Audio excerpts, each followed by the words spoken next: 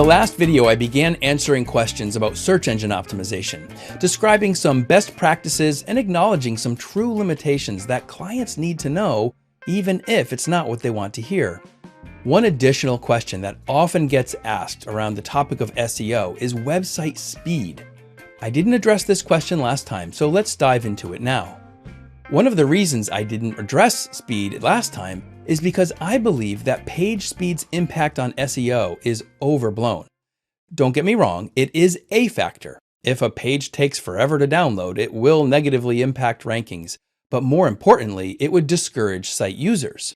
But assuming a page's speed is reasonable, that a site visitor wouldn't notice any significant delays, the idea that shaving a few milliseconds off of a speed test would significantly improve search rankings is unjustified.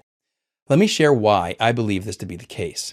First off, nobody knows exactly how Google's search algorithm works. We know that speed is a factor, just like we know that meta titles, descriptions, and links are also factors, as I talked about last week. But how much of a factor and exactly how much weight they have is deliberately concealed by Google. So when marketers claim that improving speed is key to increased rankings, they have no more insight into speed's impact than anyone else. From the very beginning, Google has kept its algorithm top secret. That's because there are many bad actors, sometimes called black hat SEO firms, that would happily exploit any known factor to get a hold of valuable search engine real estate. In many ways, Google's changes to their algorithm are as much about improving it as they are plugging holes that black hats exploit when they find a technique that gets them results. This is why I believe that page speed, while a factor, is not a primary factor. If it were, black hat SEO agents would just produce extremely lightweight pages and easily gain position, and Google would never invite such a simple exploit.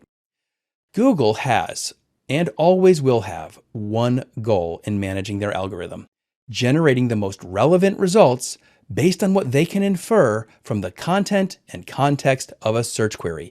That's it. If they don't successfully match search intent with relevant results, they will not be in business. And Google has been exceptional at achieving this, and they will continue to adjust and improve their algorithm to match search intent with the most relevant results, always and forever. So, let's say your page is among the most relevant content to answer a particular searcher's query. Do you think Google would put a less relevant result above yours just because that page downloaded a little faster? No. The name of the SEO game is relevancy.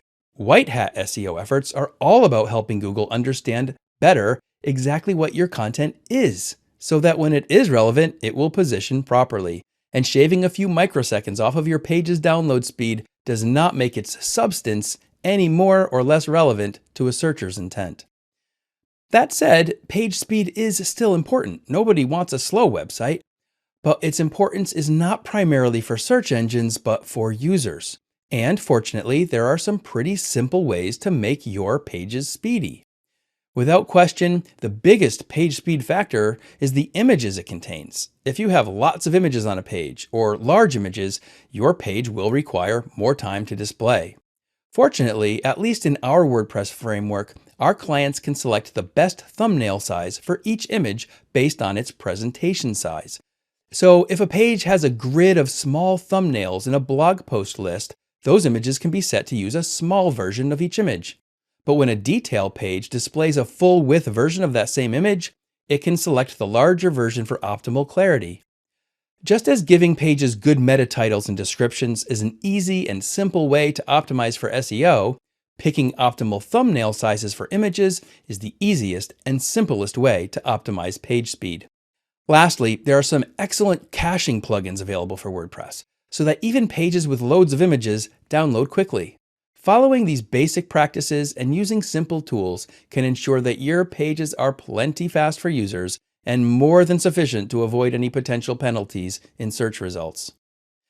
Don't get blinded by marketers using tech jargon and scare tactics about page speed, because there are lots of things you could potentially do to shave off a few milliseconds from download times.